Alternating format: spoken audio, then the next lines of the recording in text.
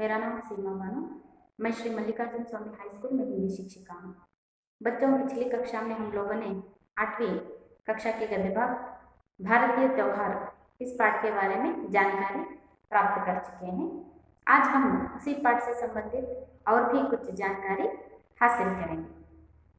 यह पाठ का उद्देश्य तो हम लोगों ने पिछली कक्षा में देखा कि बच्चों को भारतीय संस्कृति का परिचय यानी कि भारत में मनाए जाने वाले धार्मिक उत्सवों के बारे में छात्रों में जानकारी हासिल हो, इसी उद्देश्य से इस पाठ को रखा गया है।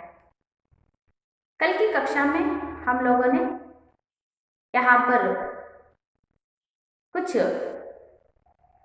त्योहारों के बारे में जानकारी हासिल कर चुके हैं। आमतौर पर भारत में बहुत से धार्मिक लोग बसे हुए हैं और यहाँ पर वर्ष के 12 महीने भी त्योहारों का सिलसिला जारी रहता है। लेकिन इस पाठ में यहाँ पर अलग अलग धर्मों के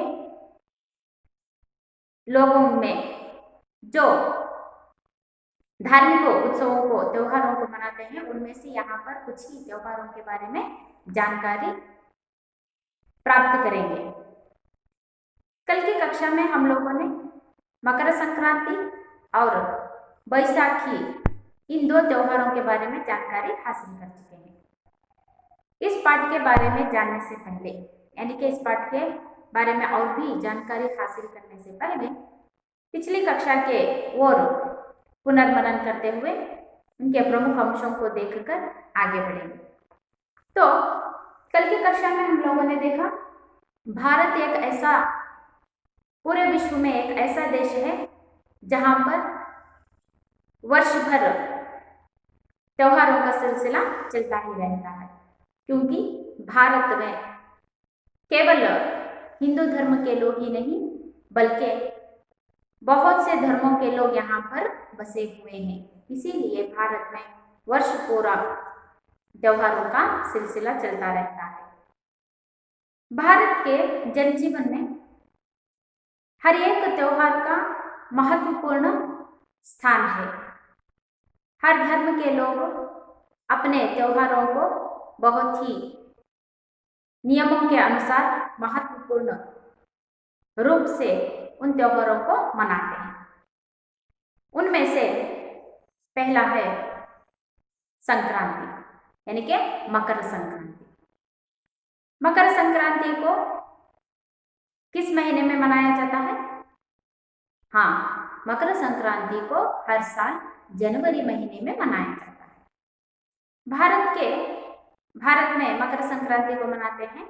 विशेष रूप से कहाँ पर मनाया जाता है?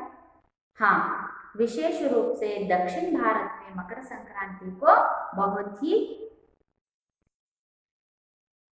प्रामुख्यता के रूप से मनाया जाता है। इस मकर संक्रांति को क्या कहते हैं? फसल की कटाई का त्योहार भी कहते हैं। मकर संक्रांति को क्या कहते हैं? फसल की कटाई का त्योहार भी कहते हैं। इस त्योहार को बड़ी उमंग के साथ हर घर में मकर संक्रांति को मनाया जाता है, क्योंकि फसल कटाई के लिए तैयार रहती है। इसी उमंग से इस त्योहार को मनाते हैं। और मकर संक्रांति त्योहार को मनाने का एक और उद्देश्य भी है कि इसी दिन उत्तरायण पुण्यकाल प्रारंभ होता है, यानी कि मकर संक्रांति के दिन ही उत्तरायण पुण्यकाल प्रारंभ होता है। इस उत्तरायण पुण्यकाल में सूर्य अपनी दिशा को बदलकर मकर राशि में प्रवेश करता है। यहाँ पर यह भी माना जाता है कि जो व्यक्ति इस उत्तरायण पुण्यकाल में यानी कि सूर्य मकर राशि में जब करता है, तब कोई भी अपने प्राण को त्याग देता है तो वह जीवन और मरण के चक्र से मुक्त हो जाता है। इसीलिए महाभारत के भीष्म पितामह ने कुरुक्षेत्र के युद्ध में जब घायल हुए थे उन्होंने इसे दिन की इंतजार कर जब सूर्य मकर राशि में प्रवेश किया यानी कि उत्तरायण पुण्य काल प्रारंभ हुआ, तब भीष्म पितामह ने अपनी अंतिम सांस ली। यही विशेषता है मकर संक्रांति। आगे चलेंगे। अगला त्योहार है बैसाखी। बैसाखी त्योहार को कौन मनाते हैं? हाँ, बैसाखी त्योहार को पंजाबी लोग पंजाब में मनाया जाता है। पंजाबी लोग बैसाखी त्योहार को नए साल का प्रारंभ मानते हैं। पंजाबी लोग बैसाखी त्योहार को नए साल का प्रारंभ भी मानते हैं और रबी फसल कटाई के लिए तैयार रहती है, इसीलिए पंजाबी लोग हर घर में इस बैसाखी त्योहार को बड़े उत्सव के साथ मनाते हैं। इस त्योहार के दिन सब पंजाबी लोग मिलकर उनका प्रसिद्ध नृत्य वोजपूर्ण भांगड़ा और गिद्दा नृत्य करते हैं और इस बैसाखी के दिन पंजाबी लोग पारंपरिक वस्त्र पहनते हैं और उनका विशेष भोजन होता है कि उस दिन वे ताजे गेहूं के आटे की रोटी, देसी घी और गुड़ खाते हैं। इतना ही नहीं, उत्सव अग्नि जलाकर उसके चारों ओर सभी पंजाबी लोग उनका प्रसिद्ध नृत्य भांगड़ा और गिद्दा नृत्य करते हैं।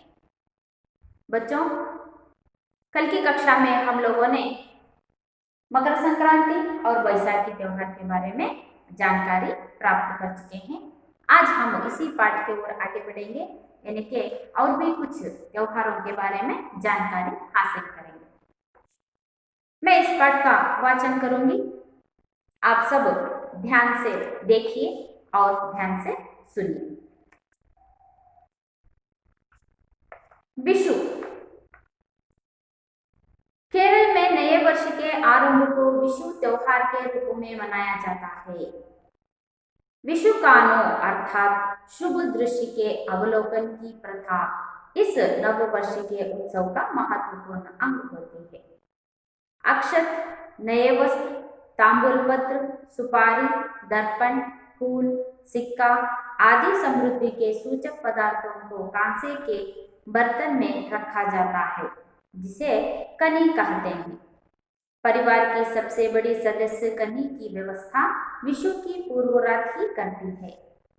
केरल के लोगों का विश्वास है कि विशु के दिन जो सबसे पहले इसे देखता है उसके लिए नव वर्ष मंगलकारी हो जाता है। क्रिसमस पूरे विश्व में ईसाई समुदाय द्वारा क्रिसमस त्योहार बड़ी धूमधाम से मनाया जाता है।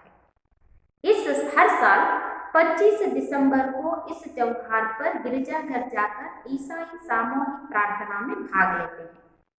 इस अवसर पर गाए जाने वाले गीतों को क्रिसमस कैरल्स कहते हैं।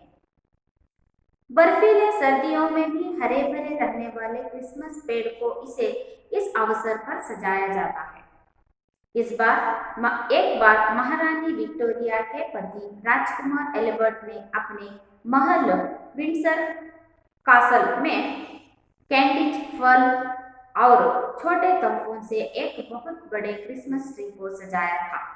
तब से यह परंपरा चल पड़ी। रमजान मुसलमानों का पवित्र त्योहार है। रमजान के महीने में मुसलमान 30 दिन का रोजा रखते हैं। रोजे का मतलब है उपवास का व्रत। मुसलमान मानते हैं कि सूर्योदय के पहले और सूर्यास्त के बाद ही खाना खाया जा सकता है और इस बीच खाने पीने की क्रिया को बंद रखना चाहिए। इस तरह 30 दिनों तक उपवास करने के बाद रमजान त्योहार को बड़ी धूमधाम से मनाया जाता है।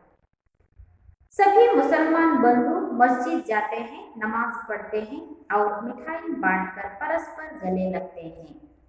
यह त्योहार भाईचारे की भावना और आपसी बंधुत्व का प्रतीक है।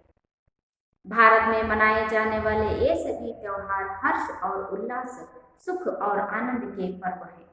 इनको हम अपने देश की सांस्कृतिक धरोहर कह सकते हैं। अब हम अगले त्योहार के बारे में जानकारी हासिल करेंगे। बैसाखी त्योहार के बाद अगला त्योहार है विशु। कौन सा है? विशु।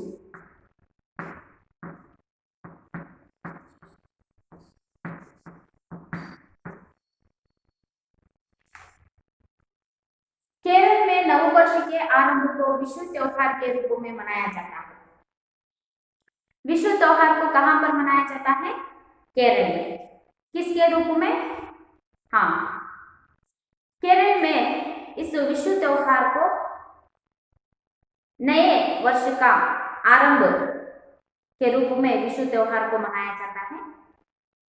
विशुकानो यानी कि विशुकानो अर्थात तो शुभ दृश्य के अवलोकन की प्रथा।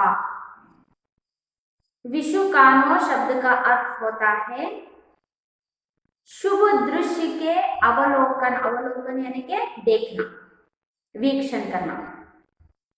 शुभ दृश्य को देखना यानी कि अवलोकन करने की एक प्रथा को, एक पद्धति को क्या कहते हैं?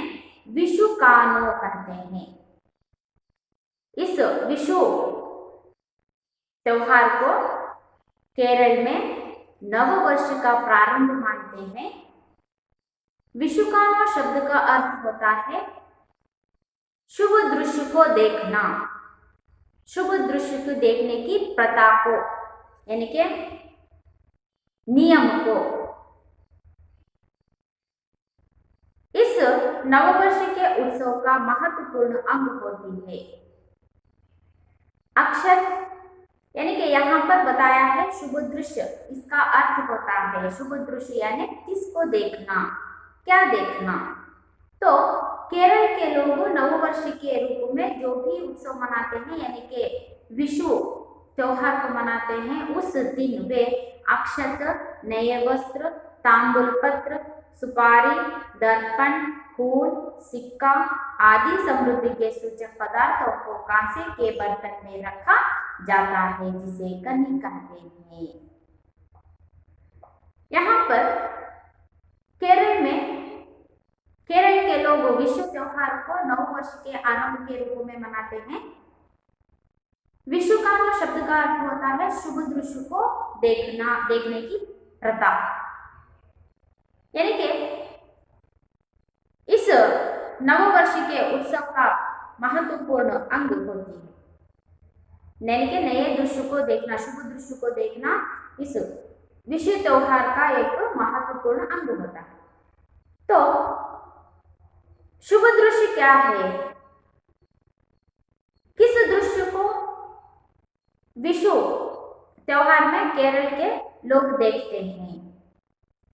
इस दिन वे अक्षत, नए वस्त्र, तांबूल पत्र, सुपारी, दर्पण, फूल, सिक्का आदि समृद्धि सूचक पदार्थों को कांसे के बर्तन में रख देते हैं। इसे वह कनी कहते हैं। कनी किसे कहते हैं बच्चों? हाँ, अक्षत, नए वस्त्र, तांबूल पत्र, सुपारी, दर्पण, फूल, सिक्का आदि समृद्ध सूचक पदार्थों को एक कांसे के बर्तन में सजा देते हैं। इसे वह क्या कहते हैं? कनी कहते हैं। परिवार की तो इस कनी को उस परिवार के सबसे बड़े सदस्य, बड़ी सदस्या कनी की व्यवस्था विशु की पूर्व रात ही करती है। केरल के लोगों का विश्वास है कि विशु के दिन जो सबसे पहले इसे देखता है, इसके लिए नववर्ष मंगलकारी हो जाता है। तो बच्चों, यहाँ पर विशु को कहां पर मनाया जाता है? केरल। इस विशु त्योहार को केरल में नए नववर्ष के रूप में, आरंभ के रूप में मनाते हैं। विशुकानो शब्द का अर्थ होता है शुभ दृश्य को देखने की प्रथा, पद्धति।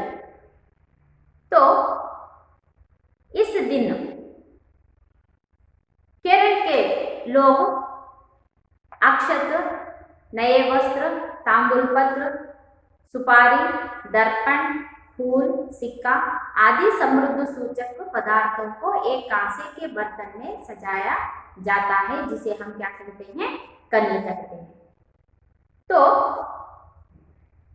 इस कांसे के बर्तन में जो भी समृद्ध सूचक पदार्थों को सजाते हैं, यह कार्य कौन करता है कि उस परिवार के सबसे बड़ी सदस्य महिला, सबसे बड़ी सदस्य महिला इस कनी को विषु त्योहार के पिछले दिन यानी कि पूर्व को रात ही कनी की व्यवस्था करती है। इन सभी समृद्ध सूचकों के पदार्थों को कसे के बर्तन में सजाने वाले कौन होते हैं? हाँ, परिवार की सबसे बड़ी सदस्य कब सजाते हैं? विषु त्योहार के पूर्व रात ही इस कनी को सजाना पड़ता है। और केरल के लोगों का विश्वास है कि जो भी विषु त्योहार के दिन सबसे पहले इस कनी के बर्तन को देखता है, इन सभी समृद्ध सूचक पदार्थों को देखता है, तो उसके लिए नव वर्ष मंगलकारी होता है, ऐसा विश्वास है केरल के लोगों में। यही विशेषता है विषु त्योहार। ಈ ವಿಷು त्योहार ಹಬ್ಬ ಅನ್ನುವಂತಹದ್ದು ಕೇರಳದಲ್ಲಿ ಆಚರಣೆಯನ್ನು ಮಾಡ್ತಾರೆ। ಈ ಒಂದು ಹಬ್ಬದ ವಿಶೇಷತೆ ಏನಪ್ಪಾ ಅಂತಂದ್ರೆ, ಈ ಹಬ್ಬವನ್ನ ನವವರ್ಷದ ಪ್ರಾರಂಭದ ದಿನ ಅಂತ ಹೇಳ್ಬಿಟ್ಟು ವಿಷು ಹಬ್ಬವನ್ನ ಆಚರಣೆಯನ್ನ ಮಾಡ್ತಾರೆ। ಇಲ್ಲಿ ವಿಷುಕಾನು ಅಂತ ಹೇಳ್ಬಿಟ್ಟು ಏನಪ್ಪಾ ಅಂತಂದ್ರೆ, ಶುಭಕರವಾದಂತಹ ದೃಶ್ಯವನ್ನ ವೀಕ್ಷಣೆ ಮಾಡುವಂತಹ ಪದ್ಧತಿಯೇ ವಿಷುಕಾನು ಅನ್ನುವಂತಹದ್ದು। ಈ ಒಂದು ಸಂದರ್ಭದಲ್ಲಿ ಕುಟುಂಬದ ಹಿರಿಯ ಸದಸ್ಯೆ ಸಮೃದ್ಧ ಸೂಚಕವಾಗಿರುವಂತಹ ಪದಾರ್ಥಗಳನ್ನು ಒಂದು ತಟ್ಟೆಯಲ್ಲಿ ಇಟ್ಟು ಅದನ್ನ ರೆಡಿ ಮಾಡಿ, ಯಾವಾಗ ರೆಡಿ ಮಾಡ್ತಾರೆ ಅಂತಂದ್ರೆ, ಈ ವಿಷು ಹಬ್ಬದ ಪೂರ್ವದ ರಾತ್ರಿಯಲ್ಲಿ ಅವನ್ನೆಲ್ಲದನ್ನ ಸಿದ್ಧಗೊಳಿಸಿ ಇಡ್ತಾರೆ।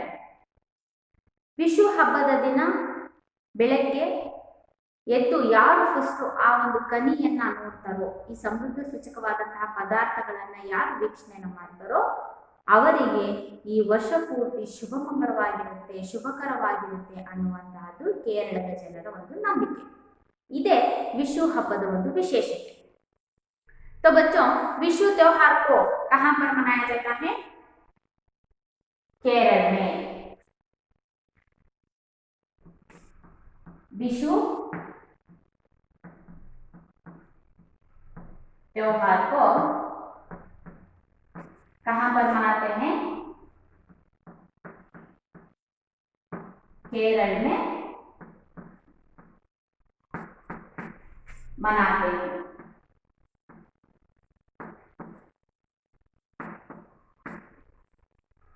तो इस त्योहार को केरल के नव वर्ष का आरंभ मनाते हैं। विषु त्योहार को केरल में मनाते हैं और इस त्योहार को नव वर्ष के आरंभ के रूप में मनाया जाता है। तो विषुकानु शब्द का अर्थ, विषुकानु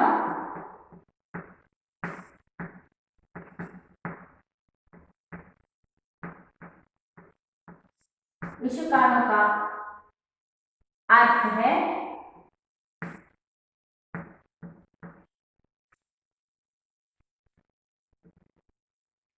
शुभ दृश्य के अवलोकन की प्रथा। शुभ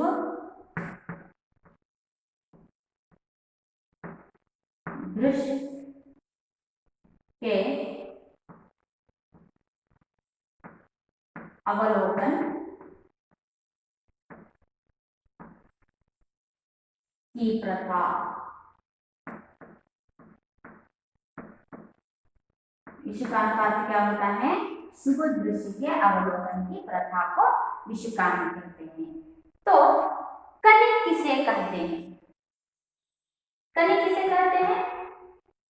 हाँ, अक्षत,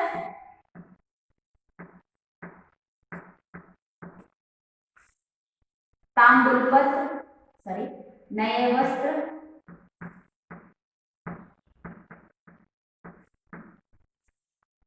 ताम्बूलपत्र,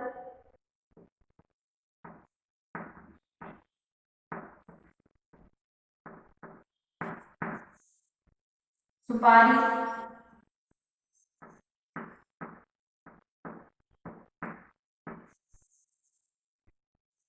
दर्पण, फल,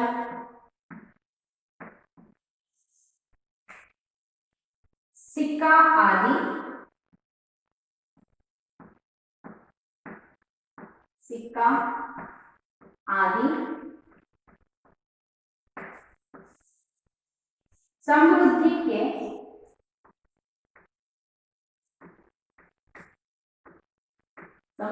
के सूचक पदार्थों को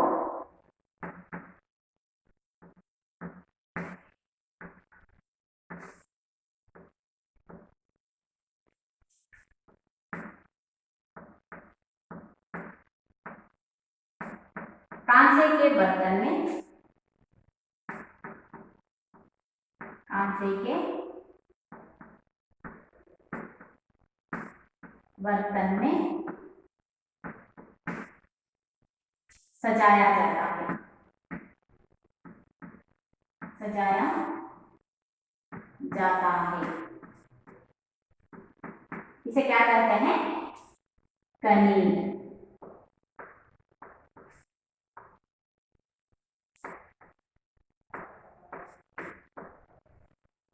कनी कहते हैं।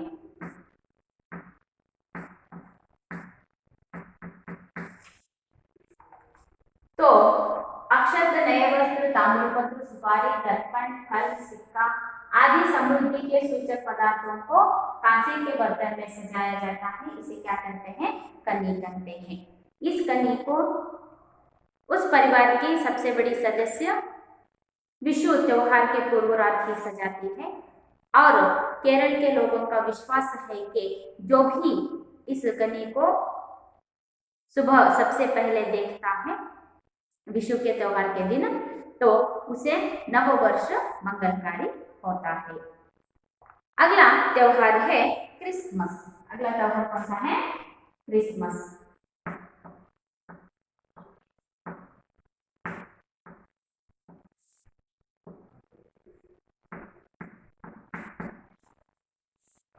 इस क्रिसमस त्योहार के बारे में पूरे विश्व में ईसाई समुदाय पूरे विश्व में ईसाई समुदाय द्वारा क्रिसमस त्योहार बड़ी धूमधाम से मनाया जाता है। पूरे विश्व में इस क्रिसमस त्योहार को ईसाई समुदाय बड़े धूमधाम से मनाते हैं। इनका एक ही ऐसा त्योहार है जो ईसाई समुदाय लोग बड़ी धूमधाम के साथ मनाते हैं। पूरे विश्व में धूमधाम के साथ इस त्योहार को मनाते हैं। हर साल 25 दिसंबर को इस त्योहार पर गिरजाघर जाकर ईसाई सामूहिक प्रार्थना में भाग लेते हैं। हर साल 25 दिसंबर, कौन सा महीना चल रहा है? अब कौन सा महीना चल रहा है? हाँ, दिसंबर। तो इसी महीने के 25 तारीख को पूरे विश्व में ईसाई समुदाय के लोग क्रिसमस त्योहार को बड़ी धूमधाम से मनाते हैं। तो क्रिसमस त्योहार को कब मनाया जाता है? हाँ, हर साल 25 दिसंबर को इस क्रिसमस त्योहार को मनाते हैं। इस त्योहार के दिन सभी ईसाई समुदाय के लोग गिरजाघर यानी कि चर्च, गिरजाघर का मतलब होता है चर्च, सभी ईसाई समुदाय के लोग गिरजाघर जाकर ईसाई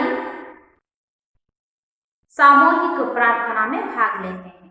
वहां पर उस दिन यानी कि 25 दिसंबर को क्रिसमस त्योहार के दिन सभी ईसाई समुदाय के लोग गिरजाघर जाकर सामूहिक प्रार्थना में भाग लेते हैं। इस अवसर पर यानी कि गिरजाघर में जाकर सामूहिक प्रार्थना में भाग लेकर इस अवसर पर गाए जाने वाले गीतों को क्रिसमस कैरल्स कहते हैं। क्रिसमस कैरल्स कहते हैं। बर्फीली सर्दियों में हरे भरे रहने वाले क्रिसमस पेड़ को इस अवसर पर सजाया जाता है। इस त्योहार का एक विशेषता है कि इस त्योहार के दिन ईसाई समुदाय के लोग बर्फीले सर्दियों में भी हरे भरे रहने वाले क्रिसमस ट्री को सजाते हैं। सर्दियों में भी हरे भरे रहने वाले क्रिसमस ट्री को सजाते हैं। तो इस क्रिसमस ट्री को सजाने की प्रथा कहां से शुरू हुई? क्यों ईसाई समुदाय के लोग इस क्रिसमस ट्री को सजाते हैं? तो एक बार महारानी विक्टोरिया के पति राजकुमार एल्बर्ट ने अपने महल विंडसर कासल में कैंडिज, फल और छोटे तोहफों से एक बहुत बड़े क्रिसमस ट्री को सजाया था। तब से यह परंपरा चल पड़ी। तो ईसा समुदाय के लोग क्रिसमस त्योहार के दिन क्रिसमस ट्री को क्यों सजाते हैं? यह परंपरा कब से चली आ रही है? तो यहाँ पर बताते हैं कि एक बार महारानी विक्टोरिया के पति राजकुमार एल्बर्ट ने अपने महल विंडसर कासल में कैंडिज, फल और छोटे तोहफों से इस क्रिसमस ट्री को सजाया था। तब से क्रिसमस ट्री को यानी कि क्रिसमस त्योहार के दिन इस क्रिसमस ट्री को सजाने की परंपरा तब से चली आ रही है। यही विशेषता है क्रिसमस त्योहार की। तो बच्चों, क्रिसमस को किस समुदाय के लोग मनाते हैं? हाँ, क्रिसमस को ईसा समुदाय के लोग मनाते हैं। तो क्रिसमस को कब मनाया जाता है? हाँ, क्रिसमस को हर साल 25 दिसंबर को क्रिसमस त्योहार को मनाया जाता है।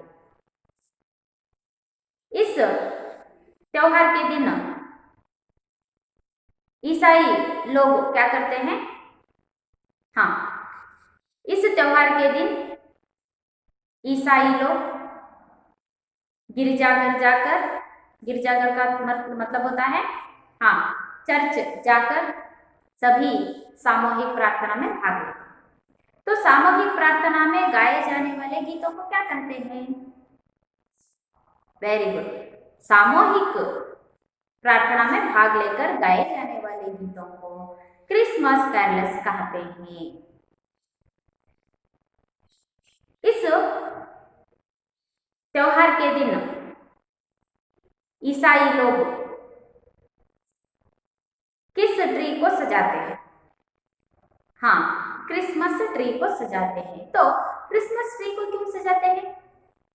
क्योंकि एक बार महारानी विक्टोरिया के पति राजकुमार एल्बर्ट ने अपने महल विंडसर कासल में कैंडिज, फल और छोटे तोहफों से इस ट्री को सजाया था। तब से यह परंपरा चली आ रही है। इडೀ ವಿಶ್ವದಲ್ಲಿ ಡಿಸೆಂಬರ್ 25ರಂದು ವಿಶ್ವಾದ್ಯಂತ ಆಚರಣೆ ಮಾಡುವಂತಹ ಈಸಾಯಿ ಸಮುದಾಯದ ಒಂದು ಹಬ್ಬ ಅಂತಂದ್ರೆ ಕ್ರಿಸ್ಮಸ್ ಹಬ್ಬ. ಈ ಒಂದು ಹಬ್ಬವನ್ನ ಈಸಾಯಿ ಸಮುದಾಯದವರು ಬಹಳಷ್ಟು ವಿಜೃಂಭಣೆಯಿಂದ ಈ ಒಂದು ಹಬ್ಬವನ್ನ ಆಚರಣೆಯನ್ನು ಮಾಡ್ತಾರೆ. ಈ ಹಬ್ಬದ ದಿನ ಅಂದ್ರೆ ಡಿಸೆಂಬರ್ 25ರಂದು ಕ್ರಿಸ್ಮಸ್ ಹಬ್ಬದ ದಿನ ಈಸಾಯಿ ಸಮುದಾಯದವರು ಚರ್ಚ್ಗಳಿಗೆ ಹೋಗಿ ಅಲ್ಲಿ ಸಾಮೂಹಿಕ ಪ್ರಾರ್ಥನೆಯಲ್ಲಿ ಪಾಲ್ಗೊಳ್ಳುವಂತಹದ್ದು. ಆ ಸಾಮೂಹಿಕ ಪ್ರಾರ್ಥನೆಯಲ್ಲಿ ಹಾಡಲಾಗುವಂತಹ ಹಾಡುಗಳನ್ನ ಕ್ರಿಸ್ಮಸ್ ಕ್ಯಾರಲ್ಸ್ ಅಂತ ಹೇಳ್ಬಿಟ್ಟು ಕರೀತಾರೆ. ಈ ಹಬ್ಬದ ಒಂದು ವಿಶೇಷತೆ ಏನಪ್ಪಾ ಅಂತಂದ್ರೆ ಅವರು ಕ್ರಿಸ್ಮಸ್ ಟ್ರೀಯನ್ನ ಅಲಂಕರಿಸುವುದು. ಹಾಗಾದ್ರೆ ಈ ಹಬ್ಬದ ದಿನ ಆ ಕ್ರಿಸ್ಮಸ್ ಟ್ರೀಯನ್ನ ಅಲಂಕರಿಸುವಂತಹ ಪರಂಪರೆ ಎಲ್ಲಿಂದ ಬಂತು, ಯಾವ ಉದ್ದೇಶದಿಂದ ಈ ಒಂದು ಕ್ರಿಸ್ಮಸ್ ಟ್ರೀಯನ್ನ ಅಲಂಕರಿಸ್ತಾರೆ ಅಂತಂದ್ರೆ, ಒಂದು ಸಲ ಮಹಾರಾಣಿ ವಿಕ್ಟೋರಿಯಾ ಅವರ ಪತಿಯಾದಂತಹ ರಾಜ್ಕುಮಾರ್ ಎಲ್ಬರ್ಟ್ ಅವರು ಏನ್ ಮಾಡಿದ್ರು ಅಂತಂದ್ರೆ, ತನ್ನ ಅರಮನೆಯಾದಂತಹ ವಿಂಡ್ಸರ್ ಪ್ಯಾಲೇಸ್ನಲ್ಲಿ ಸಣ್ಣ ಬಲ್ಬ್ಗಳಿಂದ ಹಣ್ಣು ಮತ್ತೆ ತೊಹಫೆ ಅಂತಂದ್ರೆ ಉಪಹಾರಗಳಿಂದ ಅವ್ರೇನ್ ಮಾಡಿದ್ರು ಅಂತಂದ್ರೆ ಆ ಒಂದು ಕ್ರಿಸ್ಮಸ್ ಟ್ರೀಯನ್ನ ಅಲಂಕರಿಸ್ತಾರೆ. ಅಂದಿನಿಂದ ಪ್ರತಿ ವರ್ಷ ಕ್ರಿಸ್ಮಸ್ ಹಬ್ಬದ ದಿನ ಈ ಕ್ರಿಸ್ಮಸ್ ಟ್ರೀಯನ್ನ ಅಲಂಕರಿಸುವಂತಹ ಪರಂಪರೆ ಅಲ್ಲಿನಿಂದ ಪ್ರಾರಂಭವಾಯಿತು. ಇದೇ ಕ್ರಿಸ್ಮಸ್ ಹಬ್ಬದ ಒಂದು ವಿಶೇಷತೆ. तो बच्चों, क्रिसमस को कौन से समुदाय के लोग मनाते हैं? ईसाई समुदाय के लोग इस त्योहार को बड़ी धूमधाम से मनाते हैं।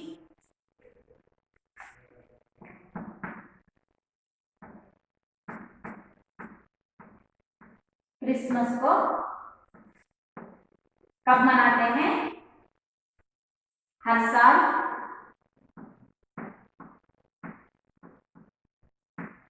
25 दिसंबर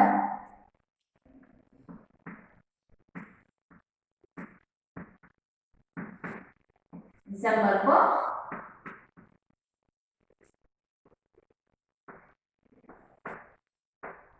मनाया जाता है।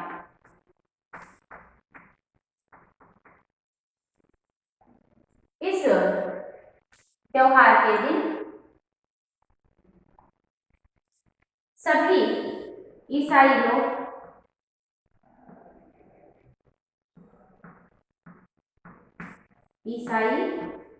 लोग इस दिन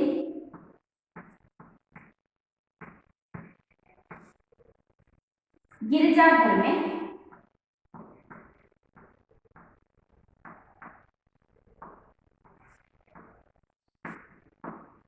सामूहिक प्रार्थना,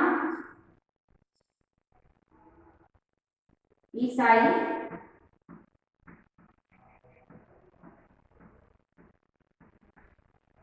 सामूहिक प्रार्थना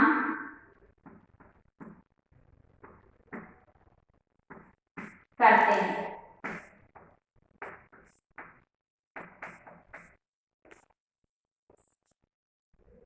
इस अवसर पर गाए जाने वाले गानों को इस अवसर पर गाए जाने वाले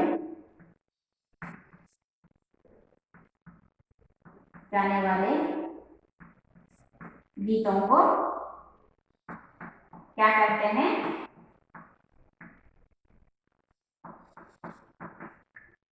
क्रिसमस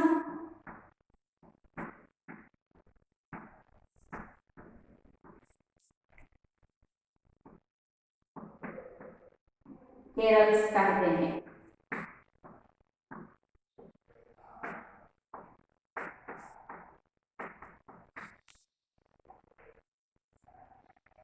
तो क्रिसमस ट्री को सजाने की परंपरा कब से शुरू हुई? एक बार महारानी विक्टोरिया के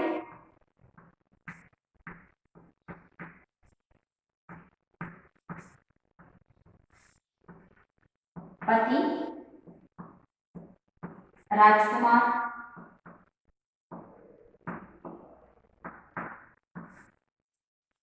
एल्बर्ट ने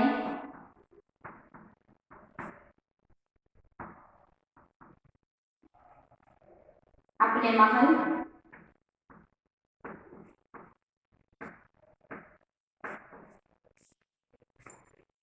पिंसर,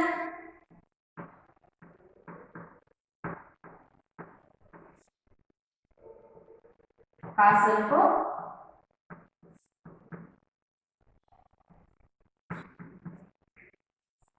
कैंडिस,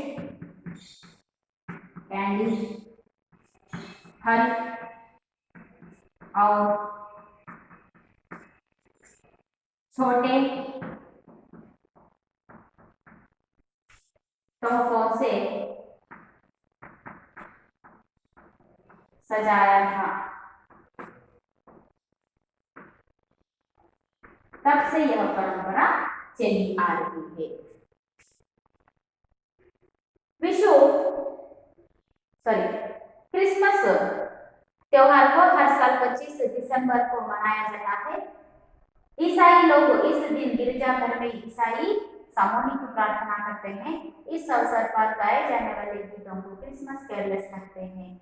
महारानी विक्टोरिया के पति राजकुमार एल्बर्ट ने अपने महल विंडसर पैलेस को कैंडल, फल और छोटे तोहफों से सजाया था। तब से यह परंपरा चली आ रही है। तो अब अगला त्योहार है रमजान।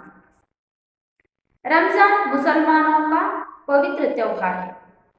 रमजान के महीने में मुसलमान 30 दिन का रोजा रखते हैं। रोजे का मतलब है उपवास का व्रत।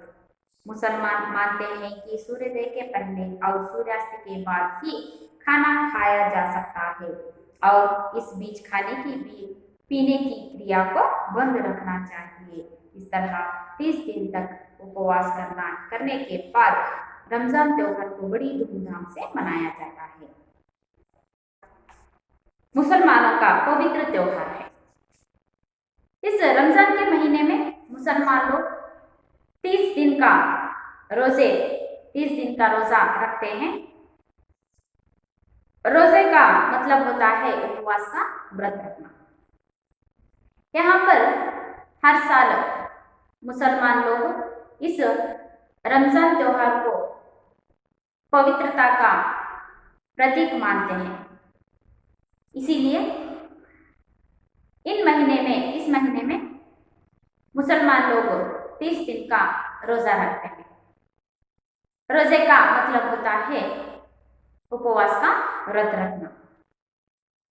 तो मुसलमान लोग इस 30 दिन के रोजे रखने का अर्थ क्या है, क्यों रखते हैं? क्योंकि वे मानते हैं कि सूर्योदय के पहले और सूर्यास्त के बाद ही खाना खा जाया सकता है और इसके बीच खाने पीने की क्रिया को बंद रखना चाहिए। तो रोजा का मतलब होता है उपवास का व्रत। तो वे लोग किस तरह इस उपवास के व्रत को रखते हैं? उन लोगों का मानना है कि सूर्योदय से पहले और सूर्यास्त के बाद ही खाने पीने की क्रिया को किया जाता है। इन दोनों के बीच खाने पीने की क्रिया को बंद करना चाहिए। इस तरह यानी कि इसका अर्थ है सूर्योदय के पहले खाते हैं और सूर्यास्त के बाद ही खाते हैं। इसके बीच मुसलमान लोग खाने पीने की क्रिया को संपूर्ण बंद कर देते हैं। इस तरह मुसलमान लोग पूरे 30 दिन रोजा रखते हैं। 30 दिन के बाद रमजान त्योहार को बड़ी धूमधाम के साथ मनाते हैं। यहाँ पर देखिए मुसलमान लोग इस रमजान त्योहार को बड़ी धूमधाम से बड़ी पवित्रता के रूप में इस त्योहार को मनाते हैं। इस महीने में वे लोग पूरे 30 दिन तक रोजा रखते हैं, यानी कि रोजे का मतलब होता है उपवास का व्रत। तो वे किस तरह उपवास करते हैं कि सूर्योदय के पहले खाते हैं और सूर्यास्त के बाद ही खाते हैं। इन दोनों के बीच खाने पीने की क्रिया को संपूर्ण बंद कर देते हैं। इस तरह वे 30 दिन तक रोजा रखते हैं। जब 30 दिन पूरे हो जाए तो 30 दिन के अगले दिन वे रमजान त्योहार को बड़ी धूमधाम से मनाते हैं। तो रमजान त्योहार के दिन ये क्या करते हैं?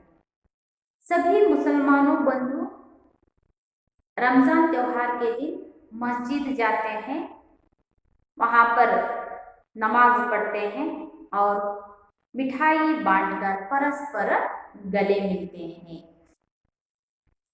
यह त्योहार भाईचारे की भावना और आपसी बंधुत्व का प्रतीक है। यह त्योहार मनाने का उद्देश्य है कि आपसी भाईचारे की भावना और आपसी बंधुत्व का प्रतीक ही यह त्योहार का उद्देश्य है। तो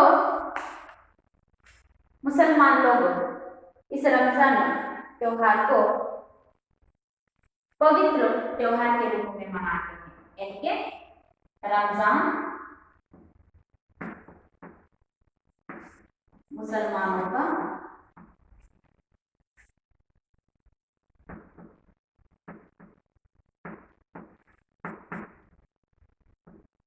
पवित्र त्योहार है।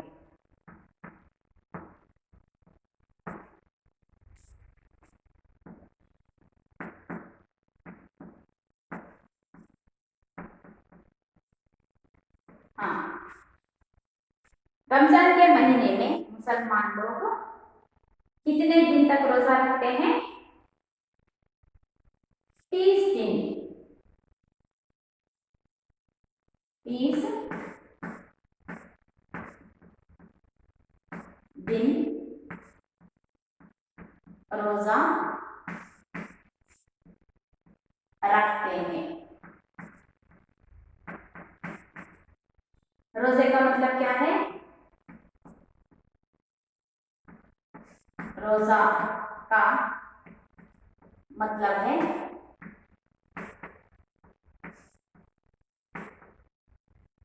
उपवास का व्रत।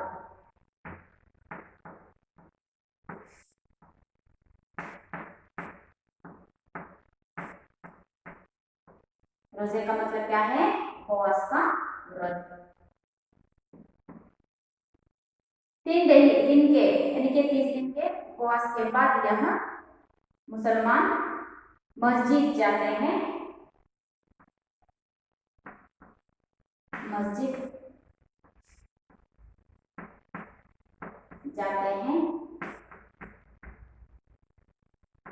नमाज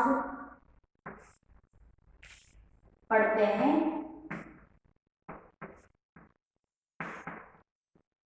और मिठाई बांटकर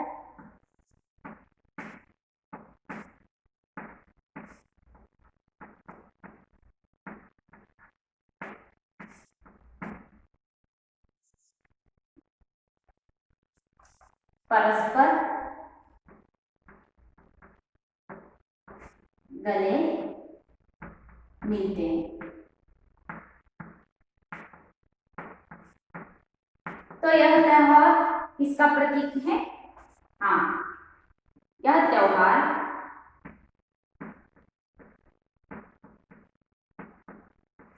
आपसी भाईचारे की भावना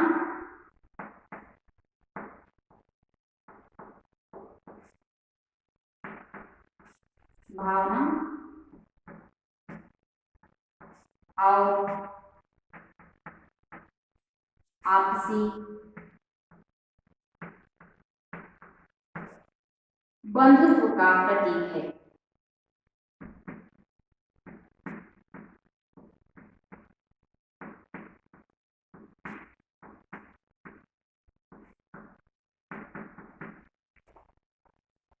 रमजान त्योहार को मुसलमान लोग बड़ी पवित्रता से मनाते हैं। रमजान के महीने में मुसलमान लोग 30 दिन के रोजे रखते हैं। रोजे का मतलब होता है उपवास का व्रत।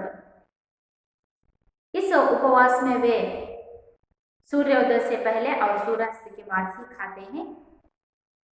इन दोनों के बीच में खाने पीने की क्रिया को संपूर्ण बंद कर देते हैं। इस तरह वे 30 रोजे पूरे करने के बाद अगले दिन रमजान त्योहार को मनाते हैं। इस त्योहार के दिन सभी मुसलमान लोग मस्जिद जाते हैं, नमाज पढ़ते हैं और मिठाई बांटकर आपसी गले मिलते हैं। इस त्योहार का उद्देश्य यह है कि भाईचारे की भावना और आपसी बंधुत्व का प्रतीक ही रमजान त्योहार है। ರಂಜಾನ್ ಹಬ್ಬವನ್ನು ಮುಸಲ್ಮಾನ್ ಸಮುದಾಯದವರು ಬಹಳ ಪವಿತ್ರವಾದಂತಹ ಹಬ್ಬ ಅಂತ ಹೇಳ್ಬಿಟ್ಟು ಆಚರಣೆಯನ್ನು ಮಾಡ್ತಾರೆ. ಈ ರಂಜಾನ್ ತಿಂಗಳಲ್ಲಿ ಅವರು 30 ದಿನದ ಉಪವಾಸ ವ್ರತಗಳನ್ನು ಕೈಗೊಳ್ತಾರೆ. ಸೂರ್ಯೋದಯದ ಮುಂಚೆ, ಸೂರ್ಯೋದಯಕ್ಕಿಂತ ಸೂರ್ಯಾಸ್ತದ ನಂತರ ಇವರು ಊಟದ ಪ್ರಕ್ರಿಯೆಯನ್ನು ನಡೆಸ್ತಾರೆ. ಇಂತಹ 30 ದಿನದ ಉಪವಾಸದ ನಂತರ 6ನೇ ದಿನ ಅವರು 30 ದಿನದ ನಂತರದ ದಿನ ಇವರು ಏನ್ ಮಾಡ್ತಾರೆ, ರಂಜಾನ್ ಹಬ್ಬವನ್ನು ಆಚರಣೆಯನ್ನ ಮಾಡ್ತಾರೆ. ಈ ರಂಜಾನ್ ಹಬ್ಬದ ದಿನ ಅವರು ಸಾಮೂಹಿಕ ಪ್ರಾರ್ಥನೆಯನ್ನು ಮಾಡುವಂತಹದ್ದು. ಮಸ್ಜಿದ್ಗಳಿಗೆ ಹೋಗಿ ಅಲ್ಲಿ ನಮಾಜನ್ನು ಮಾಡಿ ಸಿಹಿಯನ್ನ ಪರಸ್ಪರವಾಗಿ ಹಂಚಿಕೊಂಡು ಈ ಒಂದು ಹಬ್ಬವನ್ನು ಆಚರಣೆ ಮಾಡ್ತಾರೆ. ಈ ಹಬ್ಬದ ಒಂದು ಉದ್ದೇಶ ಏನಪ್ಪಾ ಅಂತಂದ್ರೆ ಪರಸ್ಪರ ಸಹೋದರತ್ವ मनोभावने ಅನ್ನೋದೇ ಈ ಒಂದು ಹಬ್ಬದ उद्देश्य। तो इस तरह हम लोगों ने यहाँ पर सभी धर्म के प्रमुख त्योहारों के विशेषता के बारे में जाना। भारत में मनाए जाने वाले ये सभी त्योहार हर्ष और उल्लास, सुख और आनंद के पर्व हैं। भारत में मनाए जाने वाले केवल इतने ही नहीं और भी कुछ त्योहार यहाँ पर मनाए जाते हैं। इन सभी त्योहारों के मनाए जाने वाले सभी त्योहार हम सभी को हर्ष, उल्लास और सुख और आनंद के पर्व है। इनको हम अपने देश की सांस्कृतिक धरोहर कह सकते हैं। इन सभी त्योहारों को हम भारत की संपत्ति कह सकते हैं। धरोहर यानी कि संपत्ति, हमारे संस्कृति की संपत्ति है यह सभी धार्मिक त्योहार। इसीलिए हम भारत में वर्ष पूरा त्योहार का सिलसिला चलता ही रहता है और हमारे भारत के सांस्कृतिक का धरोहर ही है यह सभी धार्मिक उत्सव यानी के त्योहार। बच्चों, आप सबको गद्य भाग समझ में आ गया होगा। यहाँ पर हम लोगों ने मकर संक्रांति, बैसाखी, विशु, क्रिसमस और रमजान जैसे प्रमुख त्योहारों के बारे में जानकारी हासिल कर चुके हैं। आशा करती हूँ आप सभी को यह गद्य भाग समझ में आ गया होगा। तो मैं आपको यहाँ पर एक गृह कार्य दूंगी। गृह कार्य से संबंधित 2 प्रश्न यहाँ पर आपको दूंगी मैं।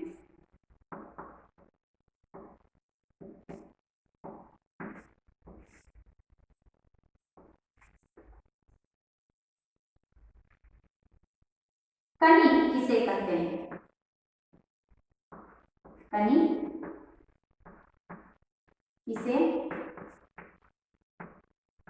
कहते हैं?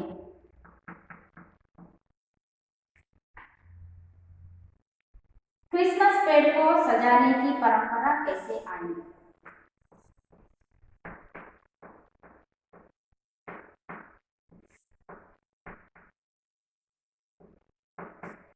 पेड़ को सजाने की परंपरा कैसे आई? रोजा कैसे रखा जाता है?